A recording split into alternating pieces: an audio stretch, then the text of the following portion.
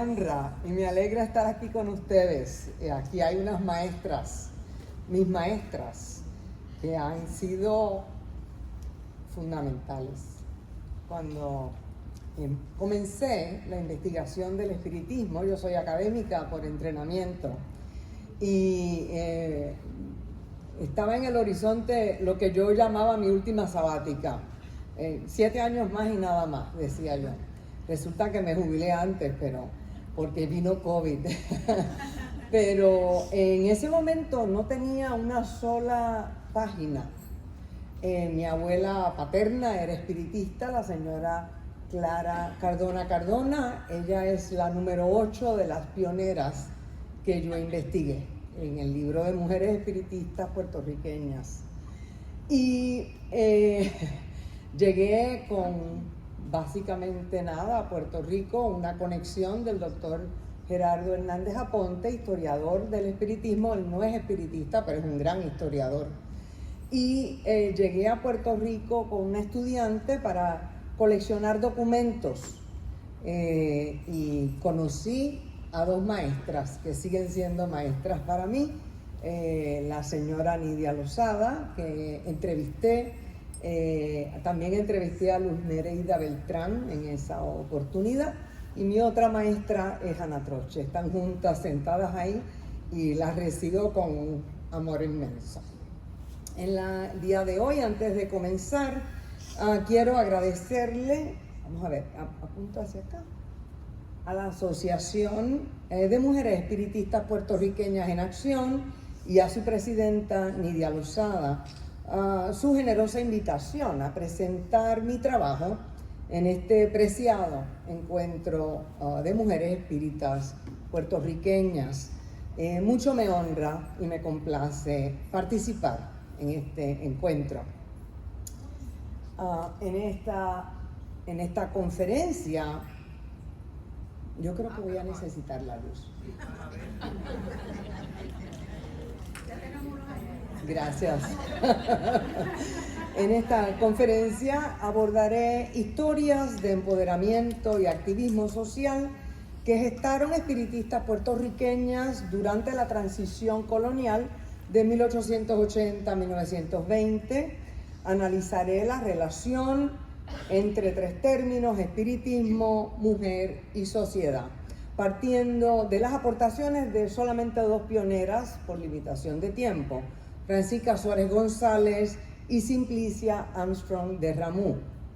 Mi análisis demostrará que la escritura de estas pioneras produjo un contradiscurso que transformó los espacios donde la sociedad puertorriqueña creaba sus leyes y sus normas en la casa, la iglesia y el Estado. Además, el análisis, espero, que invite a reflexionar sobre cómo estas pioneras instruyen hoy día nuestro activismo y prácticas sociales, no solamente hoy día, sino hacia el futuro. Para ello,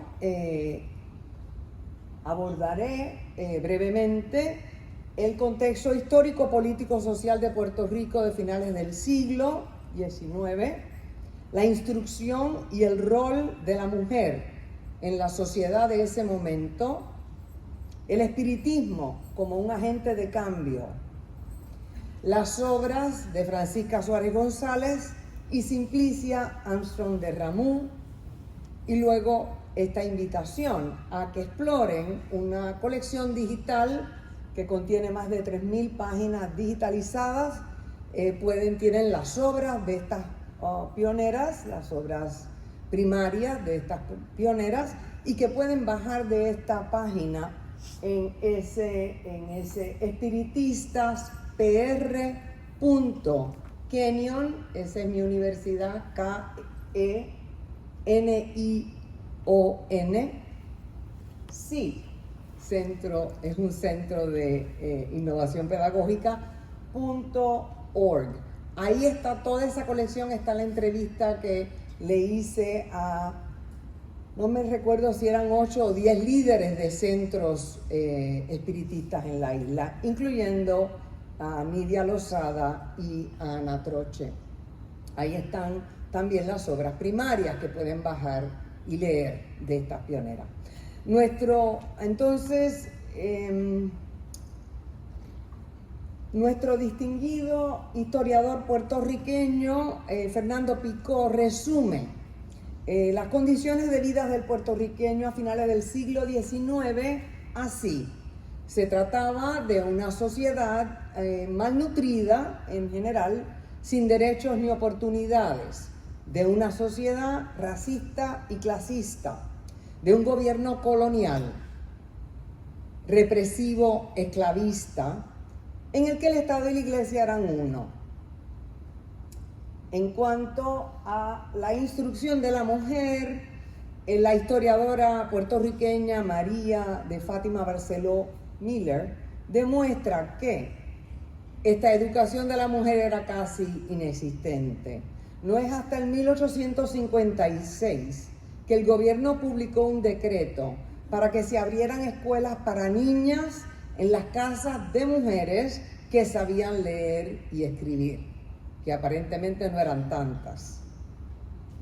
A partir del 1880, tanto el gobierno colonial como algunos intelectuales liberales criollos mostraron mayor interés en la educación femenina, pero solo con el objetivo de formar a la mujer como madre, educadora y transmisora de los valores, no como partícipe en la elaboración de esos valores. Solo tenían derecho al sufragio los masculinos poderosos, no todos los masculinos, las mujeres no. Dentro de este contexto, el espiritismo se convirtió en un agente de cambio por varias razones. Primero, porque proclamó que el espíritu no tiene sexo y que el hombre y la mujer son iguales ante Dios y tienen los mismos derechos. Segundo, porque promovió el autodidactismo, un modo de instrucción que le permitió a la mujer no solo capacitarse, sino también llevar el desarrollo intelectual y moral a zonas donde la opresión social era virtualmente inescapable, a fábricas de tabaco, hospitales, presidios y escuelas. Tercero, porque adoptó la creencia que el temperamento femenino era particularmente adepto para el desarrollo de la mediumnidad, lo que le otorgó a la mujer una audiencia en el espacio público. Es dentro de este contexto de emancipación y libre pensamiento que nuestras pioneras desarrollaron ideas en los campos de espiritualidad, feminismo, anarquismo y sindicalismo, logrando integrar una visión emancipadora e igualitaria de la mujer y del ser humano con los principios espiritistas. Esta fotografía que está en la portada de uno de mis dos libros que están ahí, uno de mis dos libros espiritistas, los dos. Es una fotografía impresionante, a mí me llamó mucho la atención. Es de la Asamblea Espiritista celebrada en el Teatro Variedades en Bayamón, Puerto Rico, el 10 de julio de 1915. La imagen me reveló 3 datos fundamentales. Primero, para el 1915 el espiritismo estaba bien establecido en la isla. El teatro, como ven, está lleno. Segundo, el espiritismo promovía igualdad de raza, clase y género. Como ven aquí, hay representados aquí individuos de varias razas, clases, y las mujeres ocupan lugares prominentes. Tercero, los niños asistían a estas funciones espíritas, demostrando que el espiritismo como filosofía moral se consideraba muy apropiado para ambos. ¿Quiénes son nuestras pioneras? Dije que iba a hablar solamente de dos, pero voy a resumir. Josefa Martínez Torres y Francisca Suárez González, aunque ciegas, vieron con claridad la dimensión espiritual y explicaron sus leyes y sus normas en sus dictados de ultratumba. Francisca Suárez González, en particular, de quien hablaré hoy, también desafió la jerarquía eclesiástica y la élite conservadora puertorriqueña que resistía la transformación social promovida por el libre pensamiento y el espiritismo de finales de siglo. Simplicia Armstrong de Ramú, la segunda pionera de quien hablaré hoy, aunque huérfana y con fiebre tifoidea desde niña, demostró que la raíz del problema de la mujer se encontraba no en el sexo, sino en las costumbres y malos hábitos del pueblo.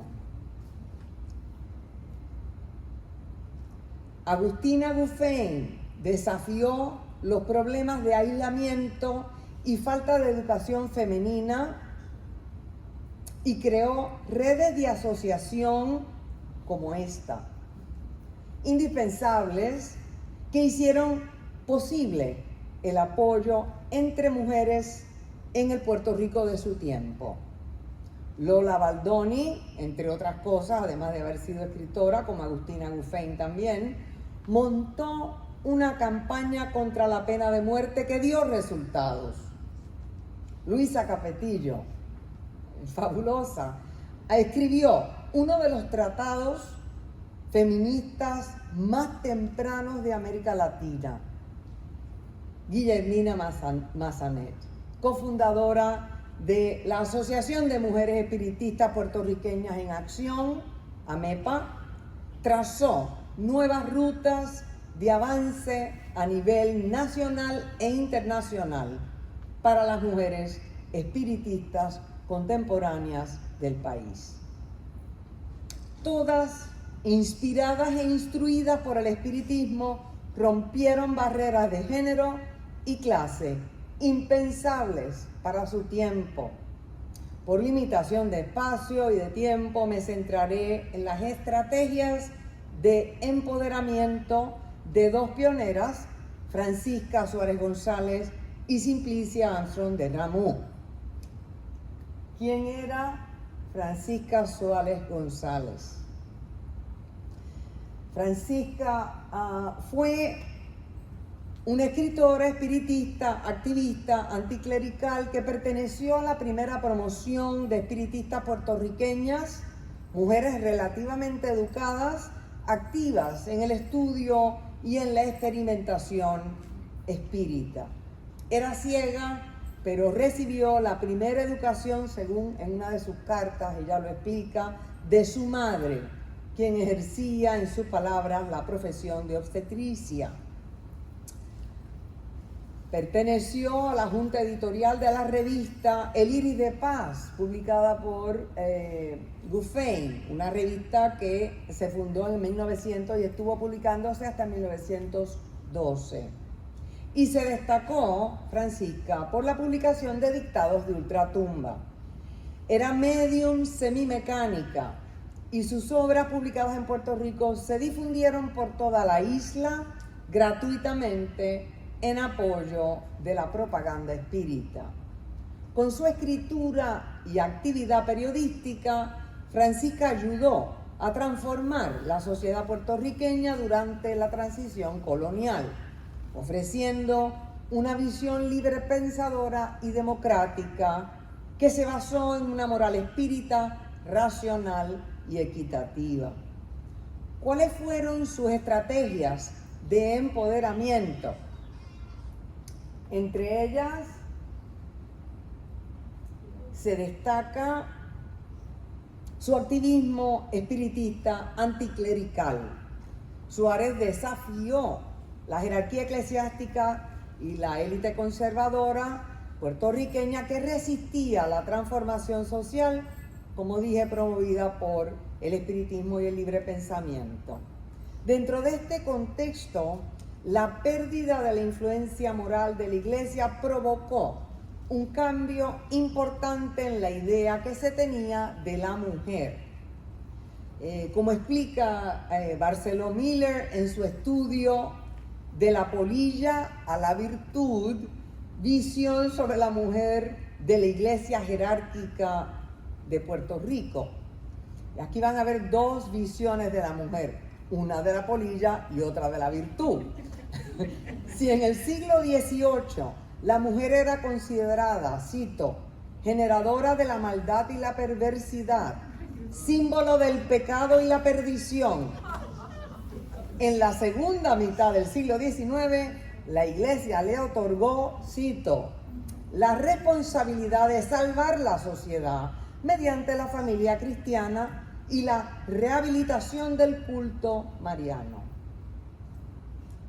Como resultado, en el último tercio del siglo XIX, los deberes de esposa y madre se hiperbolizaron, pero la mujer no se emancipó. Como nos explica Barceló Miller, cito, el cambio de visión no la rescató del plano de inferioridad en que se encontraba respecto al hombre. Fin de cita. Todavía ocurre, si lo permitimos.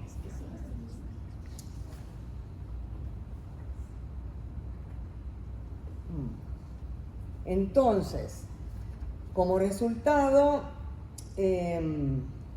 no la rescató, no se rescató. Según la encíclica de León XIII, 1880, el marido seguiría siendo la cabeza de la familia y la cabeza de la mujer, sometida a él en todo. Cito, el marido es el jefe de la familia y la cabeza de la familia y cabeza de la mujer, la cual, sin embargo, por ser carne de la carne y hueso de los huesos de aquel, digamos, ¿de quién? ¿De Adán? Se sujete y obedezca al marido, porque el marido es la cabeza de la mujer, ¿no es cierto? Este es el testimonio, ¿verdad? Como Cristo es la cabeza de la iglesia, y así como la iglesia está sometida a Cristo, así lo están las mujeres a sus maridos en todo. Fin de cita. 5 años después de esta encíclica, de la publicación de esta encíclica, Francisco Azuárez González desafió frontalmente la estrecha óptica de la Iglesia Católica a través de sus dictados de ultratumba y de su provocativa escritura periodística. En 1885, en el Centro Grupo Familiar de Jesús en Mayagüez, Suárez recibió mediúmnicamente un dictado de ultratumba por el espíritu de María del Pilar, publicado con el título Un monasterio por dentro. El texto narra la historia de la madrileña María del Pilar, hija del marqués de Santa Cruz, bajo el reinado de Felipe II, quien en 1571 es ingresada en el monasterio de las monjas carmelitas por su padre para separarla de su enamorado Luis, hijo de su enemigo. En el monasterio, la joven de 15 años descubre las atrocidades y abusos que ocurren dentro del monasterio. A puertas cerradas, el padre José lleva una vida lujuriosa que viola y destruye la vida de las novicias. Amores prohibidos, embarazos ilegítimos, violaciones de mujeres, la infame Inquisición, la relación entre el Estado y la Iglesia Católica y la vida de ultratumba ocupan gran parte del argumento de este dictado, recogido en 23 capítulos brevísimos que avanzan velozmente, movidos por la intriga y el misterio. Pueden acceder y bajar este texto en esta colección digital. Así que el espíritu de María del Pilar cuenta los tristes recuerdos que conserva en sí mismo cuando habitó en la tierra. Su objetivo es testificar sobre lo que otros espíritus ilustrados ya han testificado: la corrupción y desvarío del clero. En un monasterio es importante notar que las mujeres desempeñan un rol protagónico, son protagonistas, mueven la trama, sirviendo como portavoces que denuncian la decadencia monástica y la absoluta falta de derechos de las mujeres de su tiempo. La postura anticlerical de Francisca se destaca a la luz de las máximas del espiritismo a las que alude el texto, incluyendo la creencia en la existencia de Dios y sus leyes que rigen el universo, la pluralidad de experiencias en el mundo de ultratumba. Todos los espíritus tienen experiencias únicas, particulares.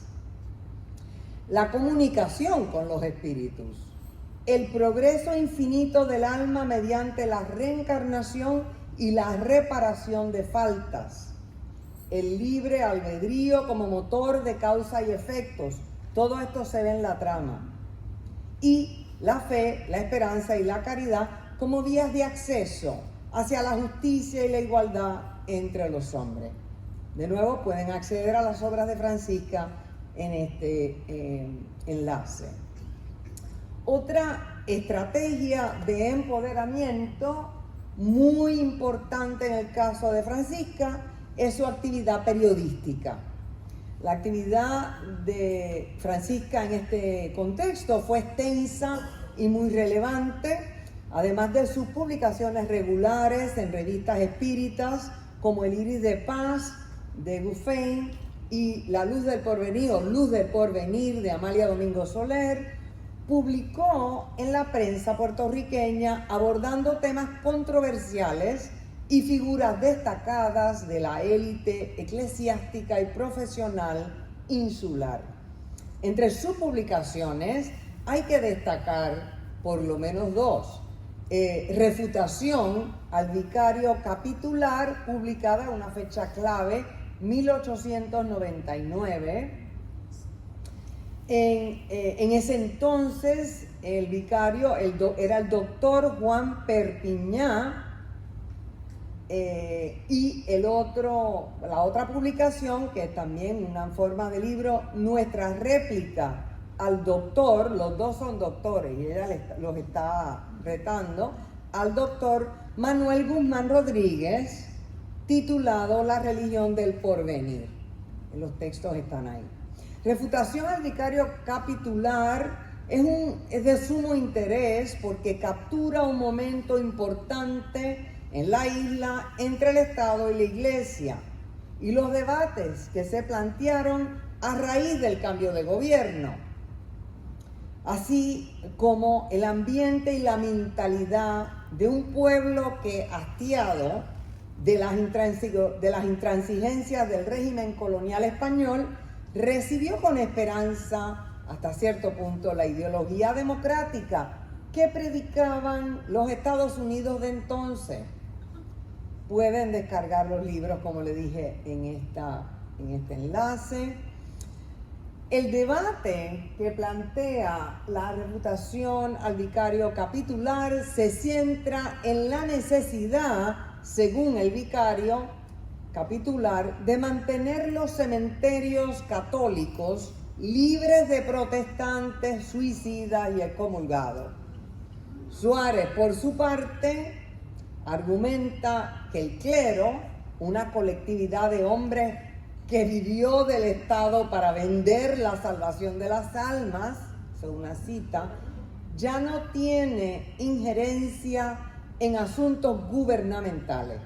Y cito: debió usted comprenderlo así, puesto que en nuestra nueva Constitución no se subvencionan los hombres que se dedican a ejercer ministerios religiosos, por juzgarlo asunto que no incumbe a la nación y sí puramente a la conciencia individual, por lo que cada cual es libre de adorar a Dios en la forma que satisfaga su razón o buen sentido. Fin de cita. En otras palabras,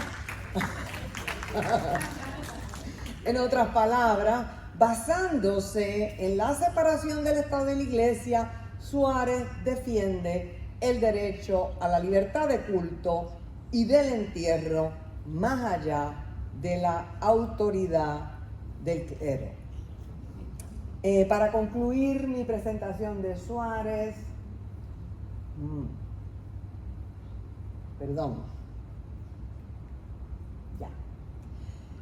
Así que en refutación se incluyen temas importantes del momento histórico que nos ocupa, por ejemplo, el dominio y el abuso del clero en el Puerto Rico de finales del siglo XIX, la perspectiva a la vez ecuménica, local e internacional de Suárez, máximas del espiritismo y la ideología liberal de la nueva democracia que abraza los derechos del ciudadano. El ensayo demuestra tanto el optimismo político del momento como la agencia discursiva de Suárez, que desafía con humor y racionalidad la impertinencia del vicario capitular, un agente que se volvió rápidamente obsoleto para efectos del manejo de fondos y propiedad pública. Con lucidez y vigor, Francisca Suárez desmantela la falsedad en la retórica del vicario capitular, planteando a su vez una serie de argumentos que terminan ninguneándolo. Usted es ninguno, usted no, al doctor Perpiñán, que era la autoridad suprema en la isla de la Iglesia Católica, en la isla en ese momento. Así que refutación constata que la mujer puertorriqueña se sirvió de esa transición colonial para expresar su voz, una voz fuerte y bien fundamentada que se sirve de la razón y del espiritismo libre pensador para dar a conocer su opinión. Sí, como señala John Aispurua, la mediunidad nos auxilia en nuestro particular proceso de crecimiento. No cabe duda que con sus dictados de ultratumba, Francisca Suárez no solo imparte un conocimiento profundo de la doctrina espírita, sino también adquiere verdadera agencia discursiva. Pasamos a Simplicia. Yo la quiero muchísimo a las dos. Ellas son... empoderadas ya. Sí. Simplicia Armstrong de Ramus. ¿Quién era Simplicia Armstrong de Ramus? Bueno, ella nació en Ponce en 1863, era hija de un inglés protestante que falleció cuando la niña tenía 5 años y de una madre católica. Quedó huérfana a los 13 y a cargo de un hermano de 9. De niña sufrió de fiebre tifoidea, una enfermedad fatal y multisistémica, por la que padeció toda su vida, porque en su tiempo no habían antibióticos, su única cura.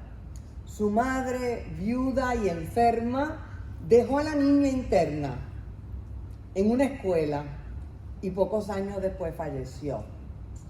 Armstrong de Ramus dedicó su vida a la lucha por la emancipación de la mujer puertorriqueña. ¿Cuáles fueron sus estrategias de empoderamiento? La educación de las niñas es la primera, es una de sus estrategias de emancipación, la cual explica a través de una anécdota en su libro, Ramo de Azucenas. Un día uno de sus maestros le recordó: usted es huérfana, no puede recordar a su padre, pero yo le conocí y los de su familia se distinguen porque se levantan por su propio esfuerzo. Usted será lo mismo, su apellido significa brazo fuerte y apoyada en él, usted será digna de los suyos. Fin de cita.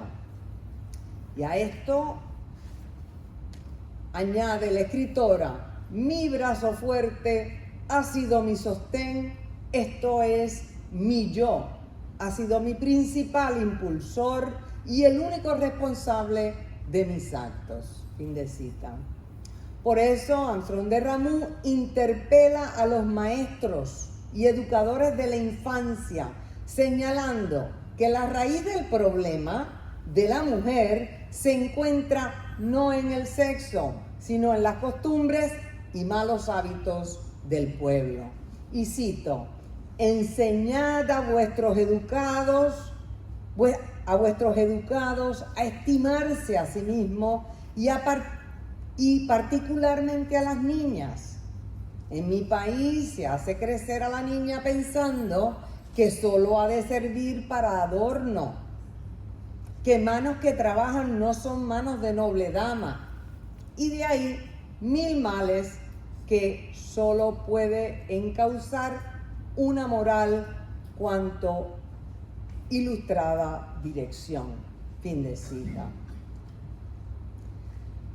También fue una reformadora de la institución del matrimonio. Se casó con Fernando Ramú, subjefe de taller de la estación de ferrocarril en Ponce, con quien disfrutó de la estimación general de la ciudad. Sin embargo, por haber propagado el espiritismo en los periódicos, se le expulsó de la única iglesia católica que había en su pueblo natal y tuvo que, cito, mendigar la bendición nupcial a un ministro protestante, fin de cita, para más tarde casarse civilmente, porque los tribunales no reconocían como legal otro matrimonio que no fuera católico. Sin duda, su matrimonio se fundamentó en un amor profundo y consecuente, como lo refleja un artículo suyo publicado en La Luz del Porvenir, que titula Amor conyugal a mi buen esposo.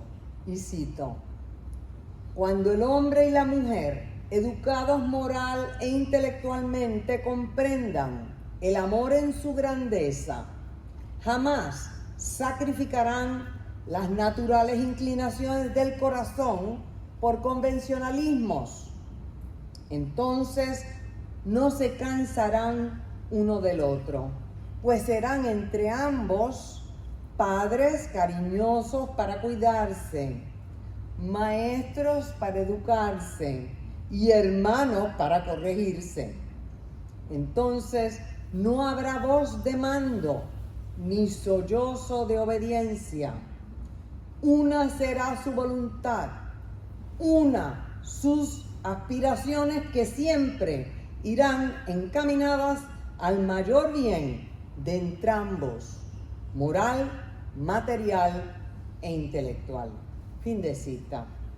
Por lo mismo, Simplicia Armstrong de Ramú creía en el divorcio, que consideraba en ocasiones, cito, único remedio, porque hay seres que no marchan hacia adelante, ni dejan caminar al que habita a su lado. Fin de cita.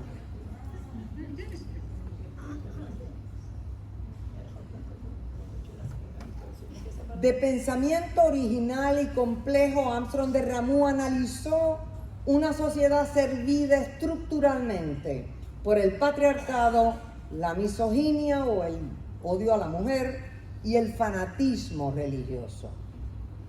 Entendía que solo la mujer, encargada por la tradición de formar la conciencia de las nuevas generaciones, podría efectuar los cambios necesarios para abrirse campo en el espacio público. Solo ella misma, en solidaridad con otras mujeres y hombres emancipados, podía liberarse. El espiritismo la llevó a adueñarse de su propia conciencia y a utilizar el libre pensamiento y la razón para alcanzar una emancipación moral e intelectual que no se alimenta de reglas, tradiciones o costumbres, de modo que repensó tanto los roles de géneros como la domesticidad y adoptó una espiritualidad espírita que le permitió abordar la experiencia del oprimido con un profundo sentido de caridad y justicia.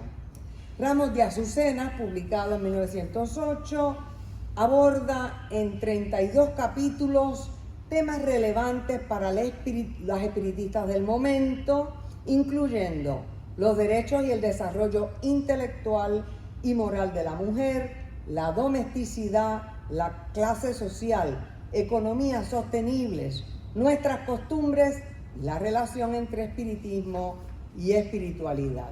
Otro tema que aborda en este camino de emancipación y empoderamiento es el de las culturas que traicionan.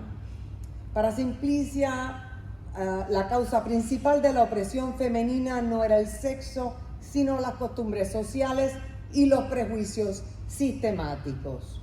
Pero arguía que estos sistemas podían transformarse. Por eso interpela a las mujeres y a los hombres de su país así. Cito: mujeres de Puerto Rico, pensad, es ya tiempo, por vuestros hijos, por la generación que vamos levantando y que más adelante que nosotros nos pedirá cuenta de nuestros actos.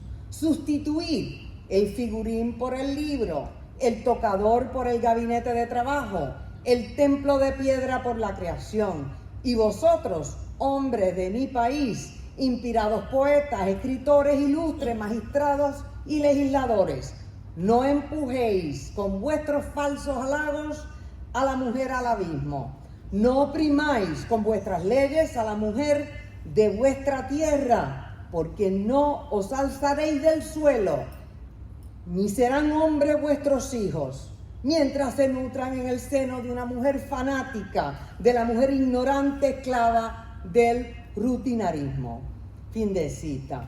La educación de la mujer es otro, ha dicho, horizonte de expectativa. Ramus contrapone a Armstrong de Ramus una visión solidaria y pragmática para el desarrollo y la emancipación de la mujer. En sus palabras, iniciemos a la mujer en el estudio, que su razón se fortalezca en él, que aprenda a formar juicio por sí sola y ella misma dictará su credo, que no será otro que el que sustentan todos los libres pensadores. Llevadla a todos los sitios donde resuene la voz de adelanto, ya sea en el colegio o en el Ateneo, en el taller del artesano, en el gabinete del sabio, a fin de que forme parte activa en el gran movimiento social, que no vea en el hombre su tirano, sino un amigo, un compañero de peregrinación en esta vida. Fin de cita. Para Armstrong de Ramus, la educación de la mujer y el trabajo útil son los dos pilares de una economía sostenible que libera a la mujer de esfuerzos inútiles. Explica, el trabajo, cito, es la base de la regeneración social, pero para que la mujer comprenda su misión sobre la tierra, a más del trabajo práctico, necesita pensar que ella es, sin o con el hombre, una parte necesaria de y para la sociedad. Y por lo tanto, para nada tiene que esperar su aplauso, teniendo para todos sus actos un juez en su razón ilustrada. Despojada de convencionalismo, necesidades inútiles y el deseo de aprobación masculina, la mujer encuentra así la posibilidad de labrar su propio destino. Otra idea que la considero muy importante que aborda Armstrong de Ramus es la espiritualidad espírita. Desde su experiencia de orfandad, la joven descubrió el libre pensamiento y la filosofía kardeciana. Y una de las consecuencias más relevantes de este hallazgo fue que la doctrina espírita, generalmente conocida como ciencia de observación y filosofía moral, se convirtió en la obra de Simplicia en la expresión de una espiritualidad expansiva que la llevó al amor, a Dios y a la reconciliación social. La sed de infinito que le produjo el espiritismo y el libre pensamiento la llevó a afirmar que el espiritismo, cita, sin ser una religión nos hace religiosos, sin ser una ciencia nos lleva en busca de las ciencias. Él es, permitidme la figura, el alma de lo creado buscando a su creador. Se trata de una espiritualidad que en un sentido esencial o básico no busca algo esotérico, exótico, piadoso, sino que emerge de la vida ordinaria y por ello mismo promueve la integración del yo consigo mismo y con los otros. Por eso, a propósito de la doctrina espírita, resume, el espiritismo, cito, en resumen, no enseña nada nuevo.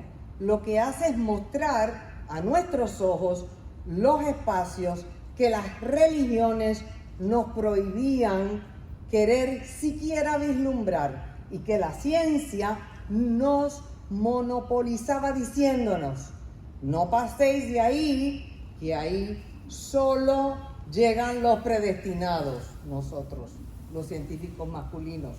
El espiritismo dice a la humanidad, trabaja, ama y estudia, que por todos los caminos se va a Dios. Fin de cita. La originalidad de este giro hacia una espiritualidad espírita es tan relevante que todavía hoy día, en el siglo XXI, se discute la relación entre espiritismo y espiritualidad. No obstante, las contribuciones de Simplicia Armstrong de Ramus han permanecido en los márgenes de la historia, seguramente por prejuicios de clase y género. Ramos de Azucena no se ha leído como merece. Conclusiones. Es cierto que para las mujeres espiritistas de finales del siglo XIX el rol de la madre en el hogar fue fundamental. Sin embargo, también es cierto que en el pensamiento de Simplicia Armstrong de Ramus, la madre se vuelve un objeto de estudio y de crítica.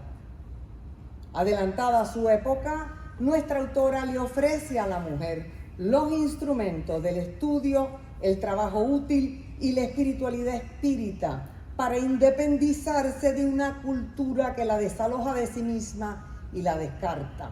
Y en ese sentido despierta en la mujer la pedagogía del oprimido que muchas décadas después desarrolló Paulo Freire.